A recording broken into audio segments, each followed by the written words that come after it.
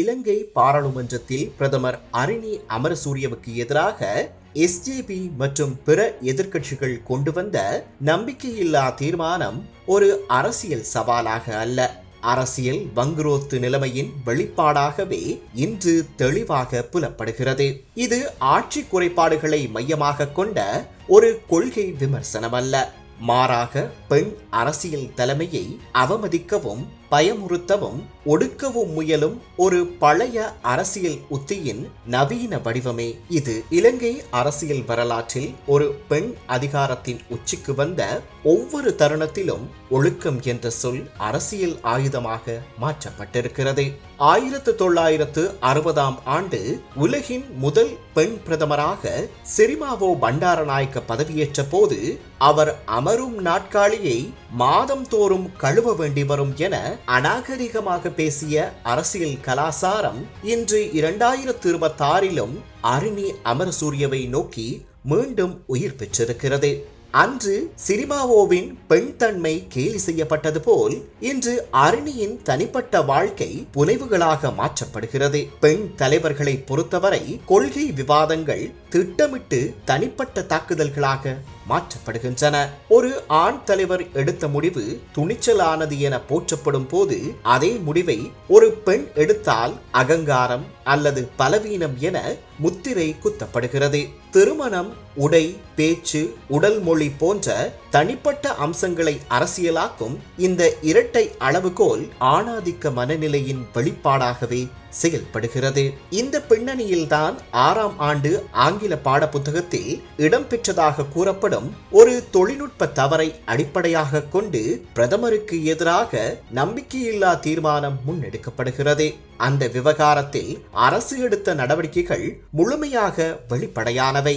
சம்பந்தப்பட்ட உள்ளடக்கம் உடனடியாக நீக்கப்பட்டது. அச்சு பிரதிகள் முத்திரையிடப்பட்டன. குற்றப்புலனாய்வு திணைக்கள விசாரணை ஆரம்பிக்கப்பட்டது. மேலும் சர்ச்சைக்குரிய எந்த பக்கமும் மாணவர்களின் கைகளுக்கு செல்லவில்லை என்பது உறுதிப்படுத்தப்பட்டது. இவ்வளவு தெளிவான சூழலில் இதனை பெரும் ஊழல்களுடன் ஒப்பிட்டு பேசுவது எதிர்க்கட்சிகளின் அரசியல் வங்குரோத்து நிலைமையையே வெளிப்படுத்துகிறது. இந்த விவகாரத்தில் கவலைக்குரிய அம்சம் கொள்கை விவாதங்களை ஒதுக்கி வைத்து பிரதமரின் தனிப்பட்ட வாழ்க்கையை மையமாக கொண்டு அவதூறு பரப்பப்படும் விதம். கொள்கை ரீதியாக எதிர்கொள்ள முடியாத சக்திகள் தனிப்பட்ட வாழ்க்கை குறித்து சந்தேகங்களையும் புனைவுகளையும் உருவாக்கி மக்களின் உணர்வுகளை தூண்ட முயல்கின்றன. இது ஜனநாயக எதிர்ப்பின் எல்லைகளை தாண்டிய செயற்பாடாகும். இத்தகைய அரசியல் உத்திகள் இலங்கைக்கு புதிதல்ல. 1960களில் 5ஆம் வகுப்பு ஆங்கில பாடப்புத்தகத்தை வைத்து இடதுசாரி அரசியலை தாக்கிய அதே மதவாத அரசியல் இன்று 6ஆம் வகுப்பு புத்தகத்தை வைத்து மீண்டும் மேடை ஏறியுள்ளது. பௌத்த மதமும் கலாசாரமும் என்ற போர்வையில் உண்மையில் பாதுகாக்கப்படுவது சில அதிகார மையங்களின் அரசியல் நலன்களே. குழந்தைகளின் பாதுகாப்பு குறித்து உரத்த குரல் எழுப்பும் சிலர் கல்வி சீர்திருத்தம் குறித்த உண்மையான உரையாடல்களை முற்றிலும் தவிர்ப்பது பெரும் முரண் நகை. ஊடகங்களும் சமூக ஊடகங்களும் இந்த ஒழுக்க அரசியலை கிளிக்பைட் ஆயுதமாக பயன்படுத்துவது ஜனநாயகத்திற்கு ஆபத்தானது. கொள்கை விவாதங்களை 2ஆம் நிலைக்கு தள்ளி ஒரு பெண் பிரதமரின் தோற்றம், பேச்சு மற்றும் தனிப்பட்ட வாழ்வை முன்னிலைப்படுத்துவது அதிகாரம் ஆண்களுக்கே உரியது என்ற பழைய சமூக உளவியலின் தொடர்ச்சியே. இந்த சூழலிலும் நம்பிக்கையில்லா தீர்மானத்தை ஒரு அரசியல் மோதலாக அல்லாமல் கல்வி சீர்திருத்தம் குறித்து ஆரோக்கியமான தேசிய உரையாடலை முன்னெடுப்பதற்கான ஒரு வாய்ப்பாக பார்க்கும் அரிணி அமரசூரியவின் அணுகுமுறை அவரது அரசியல் முதிர்ச்சியையும் நம்பிக்கையையும் வெளிப்படுத்துகிறது.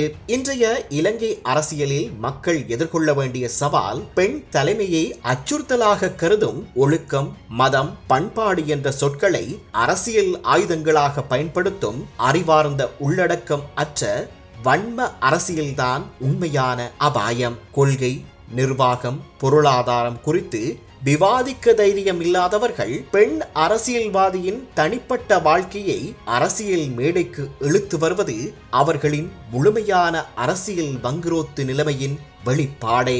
எஸ்ஜேபி உள்ளிட்ட எதிர்க்கட்சிகள் உண்மையில் ஜனநாயக மாற்றத்தை பிரதிநிதித்துவப்படுத்த விரும்பினால் பெண் தலைமையை இழிவுபடுத்தும் இந்த பழைய அரசியல் உத்திகளை முதலில் கைவிட வேண்டும். இல்லையெனில் அரிணி அமரசூரியவுக்கு எதிராக இந்த நம்பிக்கையில்லா தீர்மானம் ஒரு அரசாங்கத்தை வீழ்த்திய முயற்சியாக அல்ல, இலங்கை அரசியலில் எதிர்க்கட்சிகளின் சிந்தனை வறுமையும் அரசியல் வங்குரோத்து நிலைமையும் வெளிப்பட்ட ஒரு அவமானகரமான அத்தியாயமாக மட்டுமே வரலாற்றில் பதிவாகும்.